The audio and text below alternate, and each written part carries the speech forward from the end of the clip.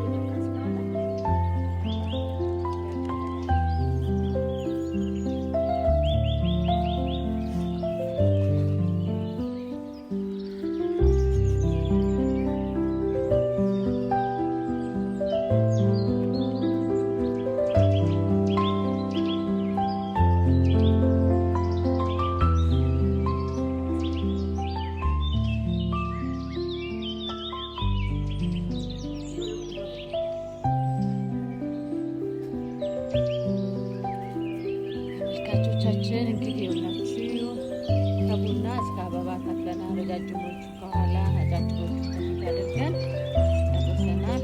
እዛ በኩል ሎሚ ያለ ጨርሰን አበባታችን እያጠጣን ነው። አሪፍ ይሆናል። የውስጠኛውን ደግሞ ውጭ ላይ ነው።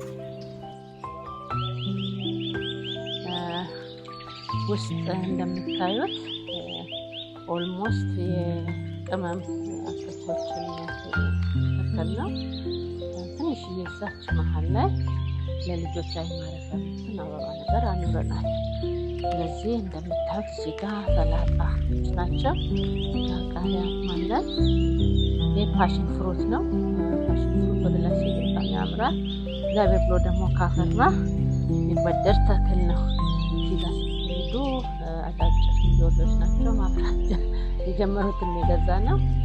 ስጋ መጥበሻ በደንብ ተክለናል። ሀሪቲ ለብዙ ነገር መድኃኒት ነው። ሌመን ግራስ፣ የሾርባ ቅጠል፣ እንደገና ደግሞ በሶብላ፣ ጤና አዳም ዛላላችሁ ጠጋ ብለን ስንመጣ ደግሞ እዚህ ጋር ጦስኝ አለች። ጦስኝ በጣም የምወደው ለብዙ ነገር ያው ይጠቅመናል እንደምታውቁት። እዚህ ጋር ጤና አዳማችን አለ። ሌላ ደግሞ ስጋ መጥበሻ እዚህ ጋር ተጨማሪ አለን። ጤና አዳም በተጨማሪ እዚህ ጋር የኮሪማ ነው። ብዙዎቻችን የኮሪማን ቅጠል እንደምናውቅ እርግጠኛ አይደለሁም። እኔም አሁን ያየሁት ግን በጣም ወድጄ ነው የገዛሁት። እንጆሪ ማጭሮ፣ ይሄ ላውሮ ነው። የላውሮ ዛፍ በጣም ለብዙ ነገር ቆንጆ ነው። ቆንጆ ቅመም ነው። ሲሸጥም በወድ የሚሸጥ ነው። ሲገዛም ተክሉ ራሱ እንደዛው ነው። እዛ ጫፍ የምታዩት የወይን ሀረግ ነው። ወደ ላይ እንዲሄድ ነው የምናስበው። እንግዲህ እሱም ያምራል። ካፈራ ደግሞ እሰየው ነው። ይሄ አፕል ነው። ማፍራት የጀመረውን የገዛ ነው። አፕል ሀገር ብዙም አይደለም ግን ለመሞከር ያህል ነው። እዚህ ኮሰረት ሁሌ ተፈላጊ የሆነ ተክል። እዚህ ጋር መጨረሻ የምታዩት እንጆሪ፣ ረጅሙ እንጆሪ ነው። ወደ ላይ ይረዝማል። እንግዲህ ይሄንን በናትሸል በዚህ መልኩ ነው እንትኖቻችን የተከልነው። ወደፊት ደግሞ በደንብ ሲያድጉ ትልቅ ሲሆኑ አብረን እናያለን። ይሄ የውስጠኛው ነው። የውጭውን ደግሞ ቅድም አሳይቻችኋለሁ። አይ ሆፕ ትወዱታላችሁ። ባላችሁ ትንሽ ቦታ ላይ ኤክሰርሳይዝ እንድታደርጉ ነው። አታውቁም አይደለም፣ ግን ያለችንን ቦታ በደንብ እንጠቀም ለማለት ያህል ነው። አመሰግናለሁ። መልካም ምሽት።